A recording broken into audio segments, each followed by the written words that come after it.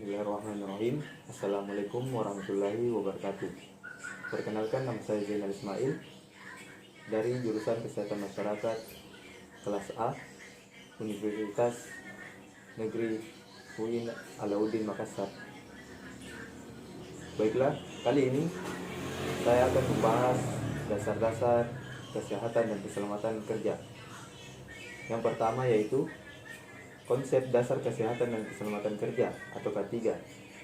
Definisinya yaitu keselamatan kerja diartikan sebagai upaya-upaya yang ditujukan untuk melindungi pekerja, menjaga keselamatan orang lain, melindungi peralatan, tempat kerja dan bahan produksi, menjaga kelestarian lingkungan hidup dan melancarkan proses produksi.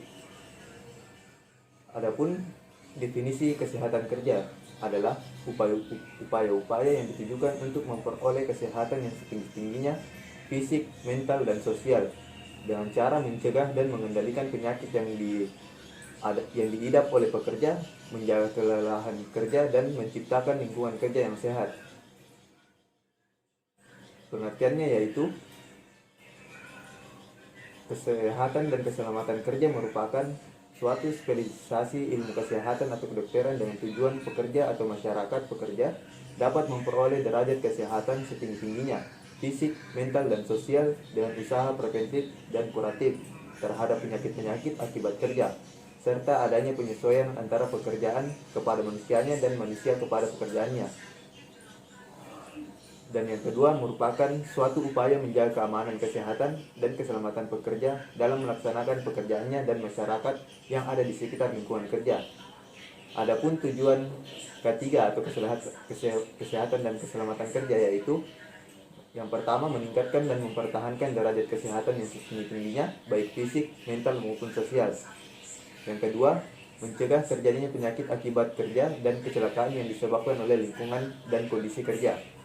Yang ketiga, menempatkan dan mempertahankan lingkungan kerja di mana pekerja dapat beradaptasi baik secara fisiologis maupun psikologis.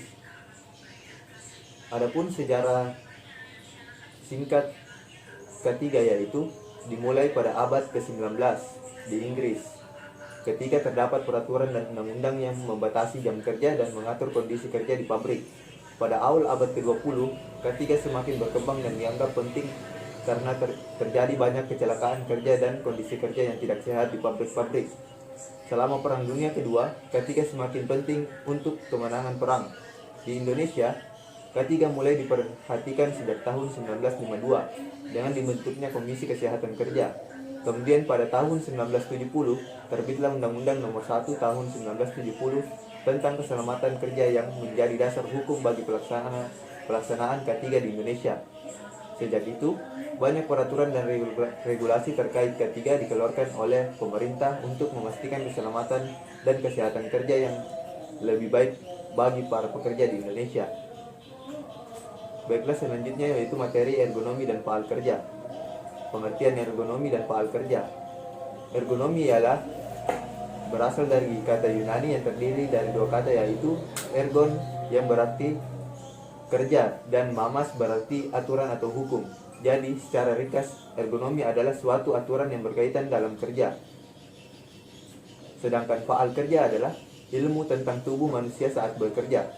Bekerja adalah hasil koordinasi dari kerjasama indera otak, saraf, dan otot yang ditunjang oleh jantung, paru-paru, ginjal, dan lain-lain. Ergonomi adalah ilmu atau pendekatan multidisipliner yang bertujuan mengoptimalkan sistem manusia dengan pekerjaannya sehingga tercapai alat, cara, dan lingkungan kerja yang sehat, aman, nyaman, dan efisien. Adapun ruang lingkup ergonomi yaitu pengaturan kerja fisik khususnya yang berat. Yang kedua, perencanaan dan penyesuaian mesin terhadap tenaga kerja. Yang ketiga, konsumsi kalori yang tepat, jumlah dan distribusinya sesuai dengan jenis pekerjaan. Yang kelima, pencegahan kelelahan perorganisasian kerja yang tepat, penciptaan lingkungan kerja yang mendukung kemudahan kerja. Adapun sikap dan posisi tubuh saat bekerja yaitu musculoskeletal disorders merupakan keluhan pada otot rangka yang disebabkan oleh faktor kerja seseorang saat melakukan pekerjaan. Keluhan MSDS merupakan masalah kesehatan yang terjadi pada pekerjaan yang sering menggunakan kekuatan otot, serta sikap kerja yang terlalu banyak memumpuk dengan durasi masa kerja yang lama. Contohnya pada aktivitas kerja pekerja pengangkut barang di toko grosir yang tergolong postur kerjanya tradisional dengan gerakan berulang-ulang dan terkadang melakukan postur kerja yang buruk, sehingga dapat menyebabkan keluhan MSDS atau musculoskeletal disorders. Selanjutnya itu materi ketiga, PAK atau PAHK, penyakit akibat kerja dan penyakit akibat hubungan kerja. Pengertiannya yaitu PAK adalah penyakit yang disebabkan oleh pekerjaan dan lingkungan kerja. Menurut Peraturan Presiden Nomor 7 Tahun 2019 tentang penyakit akibat kerja menyebutkan bahwa pengelompokan penyakit akibat kerja meliputi penyakit yang disebabkan oleh aktivitas pekerja seperti faktor fisik, kimiawi, biologis, fisiologis, dan psikologis. Sedangkan PAHK atau penyakit akibat hubungan kerja adalah penyakit yang disebabkan oleh pekerjaan atau lingkungan kerja. WHO mengklasifikasikan PAHK sebagai sumber multifaktorial. Penyakit di tempat kerja ini mungkin terkait dengan kinerja, tetapi tidak perlu menjadi faktor risiko dalam setiap kasus. Penyakit ini sering terlihat di masyarakat umum. Adapun faktor-faktor risiko penyebab PAK. Yang pertama, faktor lingkungan fisik, seperti faktor suhu tinggi maupun suhu rendah. Yang kedua, faktor tekanan udara. Yang ketiga, faktor pencahayaan. Yang keempat, faktor suara. Yang kelima, faktor radiasi. Dan terakhir, faktor getaran. Adapun faktor lingkungan kimia yaitu seperti debu dan uap. Yang ketiga, faktor biologi, contohnya malaria, rabies, HIV/AIDS, dan lain-lain. Dan yang keempat, faktor lingkungan fisiologis seperti kelelahan, nyeri pada otot yang bekerja. Yang kelima, faktor psikologis seperti stres, cemas berlebihan, dan lainnya. Adapun kecelakaan kerja, materi keempat yaitu kecelakaan kerja. Kecelakaan kerja adalah setiap kejadian terjadi di tempat kerja atau yang berkaitan dengan pekerjaan yang dapat menimbulkan luka, penyakit akibat kerja, hingga kematian. Adapun faktor penyebabnya terjadi kecelakaan kerja yaitu yang pertama, faktor lingkungan seperti wilayah kerja, faktor lokasi kerja, medan yang licin, faktor pencahayaan, faktor suhu, faktor kebisingan. Dan yang kedua yaitu faktor manusia seperti SOP, fasilitas pelatihan keselamatan kerja menggunakan APD, pekerjaan tidak terampil. Dan yang terakhir, faktor peralatan, kondisi desain alat dan kondisi mesin, posisi tata letak mesin. Adapun pengendalian kecelakaan kerja yaitu pengendalian kecelakaan kerja dapat dilakukan melalui pendekatan hierarki kontrol. Pendekatan ini mencakup langkah-langkah seperti penghilangan bahaya, pengendalian teknik, penggunaan alat pelindung diri, tindakan administratif, dan pelatihan karyawan. Pendekatan ini bertujuan untuk mengurangi risiko kecelakaan kerja dan melindungi kesehatan dengan keselamatan pekerja. Selanjutnya yaitu materi gizi kerja. Gizi kerja adalah nutrisi atau zat makanan yang diperlukan oleh tenaga kerja untuk memenuhi kebutuhan sesuai dengan jenis pekerjaannya, dengan tujuan untuk meningkatkan daya kerja dan kesehatan tenaga kerja yang setinggi-tingginya dengan tingkat gizi seseorang. Gizi kerja dapat dikaitkan dengan pendidikan, pengadaan ruang makan, penilaian, dan perbaikan kebutuhan kalori. Selain memenuhi kebutuhan kalori pekerja, juga masih perlu dipenuhi kualitas makanan bagi tenaga kerja. Adapun faktor yang mempengaruhi tenaga gizi kerja yaitu status gizi. Status gizi merupakan salah satu unsur dalam menentukan kondisi fisik atau kualitas fisik seseorang atau kelompok masyarakat tertentu. Pada dasarnya, bekerja adalah aktivitas fisik yang selalu memerlukan energi yang bersumber dari asupan gizi. Adapun faktor yang mempengaruhi status gizi yaitu faktor ekonomi, faktor pengetahuan tentang gizi, faktor prasangka buruk terhadap jenis makanan tertentu, faktor fadisme, faktor lingkungan kerja. Selanjutnya yaitu hal yang perlu diperhatikan atau diketahui dalam menyusun menu bagi tenaga kerja. Dengan yaitu dengan mengonsumsi asupan zat gizi makro. Zat gizi makro merupakan komponen terbesar dari susunan diet serta berfungsi menyuplai energi dan zat-zat gizi esensial yang berguna untuk keperluan pertumbuhan sel atau jaringan, fungsi pemeliharaan maupun aktivitas tubuh. Kelompok makronutrien terdiri dari karbohidrat, lemak, dan protein. Selanjutnya yaitu materi ke-6, toksikologi industri. Pengertian toksikologi industri, cabang ilmu dalam bidang keselamatan kerja dan kesehatan kerja yang dimana mempelajari efek bahaya zat kimia pada sistem biologi maupun fisik pada organisme hidup dan lingkungan. Yang kedua yaitu pencegahan paparan bahaya toksikologi. Bahaya kimia yang umum berada di sekitar antara lain karbon monoksida, amonia, klorin, asam klorida, asam sulfat, serta banyak lainnya. Untuk mencegah paparan bahan kimia tersebut, tentunya harus menghindari bahan-bahan yang berbahaya agar tidak terhirup atau termakan. Mencegah paparan karbon monoksida dari asap kendaraan bermotor, misalnya dapat dicegah dengan memakai masker saat berpergian, hindari memanaskan kendaraan pada tempat tertutup. Pada industri kosmetik, merkuri atau Hg banyak dipergunakan dalam industri kecantikan sebagai zat kimia yang dipergunakan dalam produk-produk kecantikan dewasa. Namun kita mengetahui bahwa dampak dari paparan merkuri yang terus-menerus berefek pada gangguan metabolisme dalam tubuh. Cara pencegahan paparannya adalah gunakan alat pelindung diri atau APD. APD ini sangat penting bagi yang bekerja di industri manufaktur, kesehatan, energi, dan pertambangan emas skala kecil. Penggunaan APD yang terdiri atas pakaian pelindung, kacamata, masker, sarung tangan, helm, dan pelindung telinga akan mengurangi potensi paparan langsung merkuri ke tubuh. Adapun dosis toksikologi. Dosis toksikologi dibedakan menjadi dua macam, yaitu total dosis dan fraction dosis. Total dosis adalah jumlah total agen yang berabsorpsi dalam satu periode tertentu, sedangkan fraction dosis adalah dapat menurunkan kemungkinan terjadinya keracunan atau toksikologi. Satuan dosis dapat dinyatakan berdasarkan rute pajanannya. Rute pajanan yang pertama, rute pajanan melalui oral yang umumnya dinyatakan sebagai mg per kg berat badan, yang berarti mg toksikologi per kilogram organisme hidup. Yang kedua, rute pajanan melalui kulit yang dinyatakan sebagai satuan yang sama seperti oral. Yang ketiga, rute pajanan melalui inhalasi yang umumnya dinyatakan sebagai mikrogram per M2 yang berarti mikrotoksikologi per meter kubik udara. Pajanan dan dosis dapat dibedakan berdasarkan kriteria.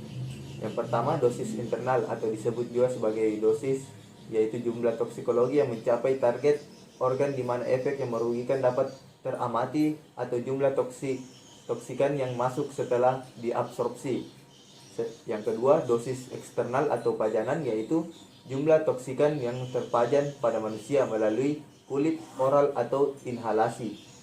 Atau dengan kata lain, dosis ini merupakan dosis sebelum absorpsi. Selanjutnya yaitu materi ke-7, higien industri. Pengertian higien industri adalah ilmu pengetahuan dan seni yang ditujukan untuk mengantisipasi, mengenali, mengevaluasi, dan mengendalikan faktor lingkungan atau tekanan yang terjadi dari tempat kerja yang dapat menyebabkan penyakit, gangguan kesehatan, dan kesejahteraan atau di ketidaknyamaan yang signifikan di kalangan pekerja atau masyarakat sekitar, menurut OHSAS tahun 1998. Adapun ruang lingkup higien industri yaitu tahap antisipasi.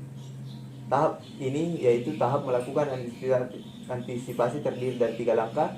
Yang pertama, pengumpulan informasi melalui studi literatur, penelitian terkait, dokumen perusahaan, survei lapangan, legislasi yang berlaku, ataupun pengalaman-pengalaman pada masa lalu. Yang kedua, analisis dan diskusi dengan pihak yang terkait yang berkompeten. Yang ketiga, Penyusunan hasil dan antisipasi. Tahap selanjutnya yaitu rekognisi atau pengenalan. Rekognisi merupakan serangkaian kegiatan untuk mengenali suatu bahaya lebih detail dan lebih komprehensif dengan menggunakan suatu metode yang sistematis, sehingga dihasilkan suatu hasil yang objektif dan bisa dipertanggungjawabkan. Pada tahap rekognisi, kita biasanya melakukan pengukuran untuk mendapatkan informasi tentang konsentrasi, dosis, ukuran partikel, jenis, kandungan atau struktur serta sifat. Selanjutnya tahap ketiga yaitu evaluasi. Evaluasi yaitu proses pengambilan keputusan yang melibatkan penilaian bahaya kepada pekerja dan pajanan terhadap zat kimia, bahaya fisik, dan agen biologis. Tindakan yang diambil untuk melindungi pekerja berdasarkan kombinasi dari observasi, interview, dan pengukuran dari energi atau kontaminan udara yang muncul dari proses atau operasi kerja serta efektivitas dari tindakan pengendalian yang dipakai. Yang keempat, tahap pengendalian. Pengendalian bahaya dalam higien industri memiliki tujuan untuk memastikan bahwa pekerjaan yang terpapar stres dari zat kimia berbahaya dan agen fisika tidak menjadi pekerja dengan penyakit akibat kerja. Jumlah yang perlu diukur adalah konsentrasi atau intensitas dari bahaya umum serta durasi dari pajanan. Selanjutnya yaitu materi ke-8 yaitu sistem manajemen K3. Sistem manajemen K3 ialah bagian dari sistem manajemen secara keseluruhan yang dibutuhkan bagi pengembangan, penerapan, pencapaian, pengkajian, dan pemeliharaan K3 dalam rangka pengendalian risiko yang berkaitan dengan kegiatan kerja guna terciptanya tempat kerja yang aman, efisien, dan produktif.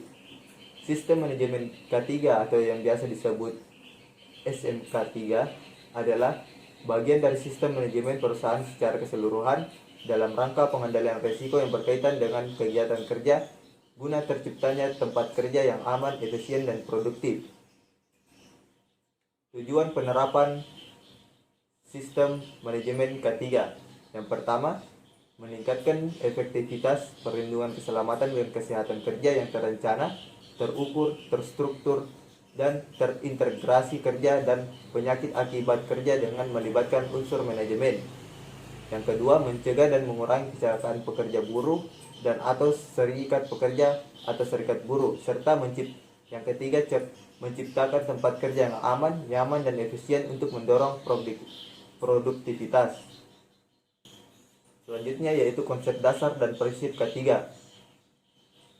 Yang pertama, komitmen dan kebijakan.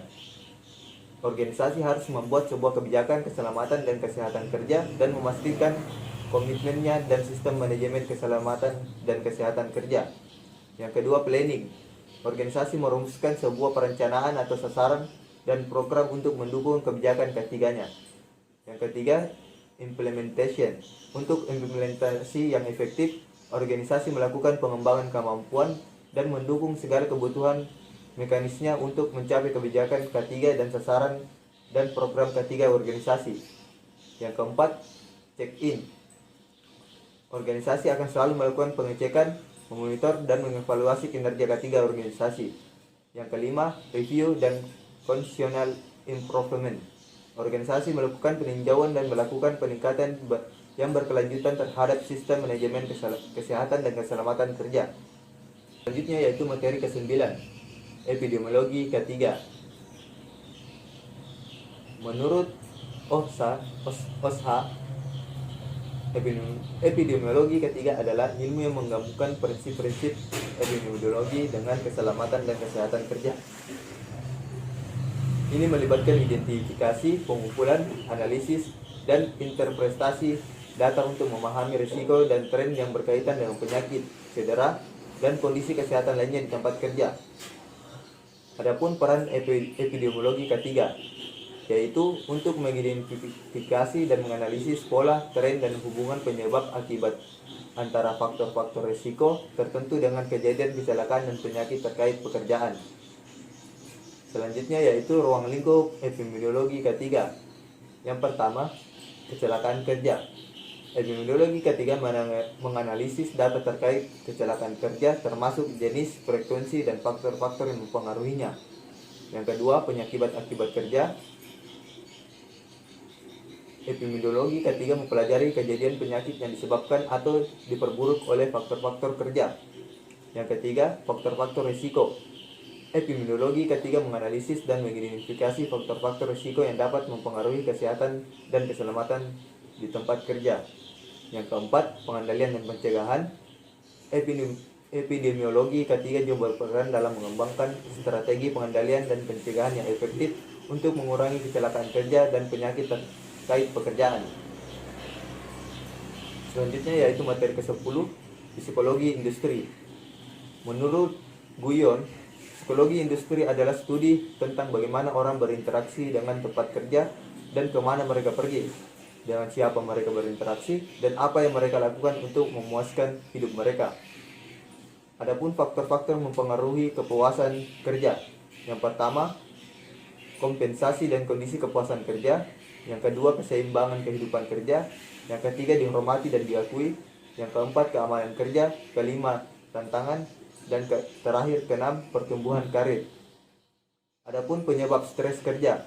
Menurut Lutan, faktor-faktor yang menyebabkan stres antara lain ekstra organisasi, stresor organisasi, stresor kelompok, stresor individu. Selanjutnya yaitu materi promosi K3, PKDT. Pengertian promosi K3.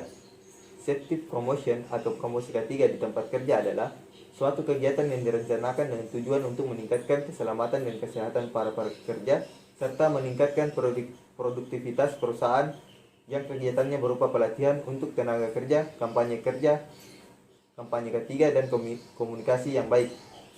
Adapun hazard K3 atau potensi bahaya yaitu sesuatu yang berpotensi menjadi penyebab terjadinya kerusakan, kerugian atau membahayakan sekitarnya. Menurut Kurniawan tahun 2008 mengatakan bahwa hazard adalah faktor-faktor intrinsik yang melekat pada sesuatu berupa barang atau kondisi dan mempunyai potensi menimbulkan efek kesehatan maupun keselamatan pekerja serta lingkungan yang memberikan dampak buruk. Adapun manfaat promosi K3. Manfaat promosi K3 bagi manajemen yaitu yang pertama, meningkatkan dukungan terhadap PKDTK. Yang kedua, citra perusahaan positif. Yang ketiga, meningkatkan moral pekerja. Yang keempat, menurunkan PHK. Yang keempat, menurunnya PHK. Yang kelima, menurunnya angka absensi. Yang keenam, meningkatkan produktivitas kerja. Yang ketujuh, menurunnya biaya kesehatan atau asuransi. Sedangkan untuk pekerja, manfaatnya yaitu yang pertama, meningkatkan kepercayaan diri karyawan, meningkatkan produktivitas kerja pekerja, menurunnya risiko penyakit akibat kerja, menurunnya stres akibat kerja, meningkatkan kepuasan kerja dan moral, meningkatkan pengetahuan pencegahan penyakit, meningkatkan kesehatan individu, dan meningkatkan kesehatan keluarga. Selanjutnya yaitu materi ke-12. Pelayanan kesehatan kerja dan BPJS TK. Menurut Darmanto Jojo di Broto tahun 1999, pelayanan kesehatan kerja atau health service adalah upaya yang diselenggarakan oleh suatu organisasi untuk memelihara dan meningkatkan kesehatan, mencegah dan menyembuhkan penyakit, memulihkan kesehatan perorangan, keluarga, dan masyarakat.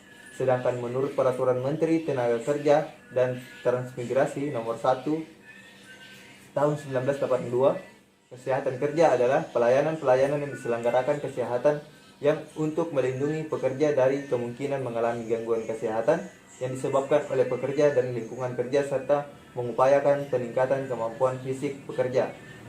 Adapun tujuan pelayanan kesehatan kerja yaitu yang pertama, memberikan bantuan kepada tenaga kerja dalam penyesuaian diri baik fisik maupun mental, terutama dalam penyesuaian pekerjaan dengan tenaga kerja. Yang kedua, melindungi tenaga kerja terhadap setiap gangguan kesehatan yang timbul dari pekerjaan atau lingkungan kerja. Yang ketiga, meningkatkan kesehatan badan, kondisi mental, dan kemampuan fisik tenaga kerja. Yang keempat, memberi pengobatan, perawatan, dan rehabilitas bagi tenaga kerja. Itulah tadi materi dasar-dasar K3. Mungkin hanya itu yang bisa saya sampaikan. Wabillahi taufiq wal hidayah. Assalamualaikum warahmatullahi wabarakatuh.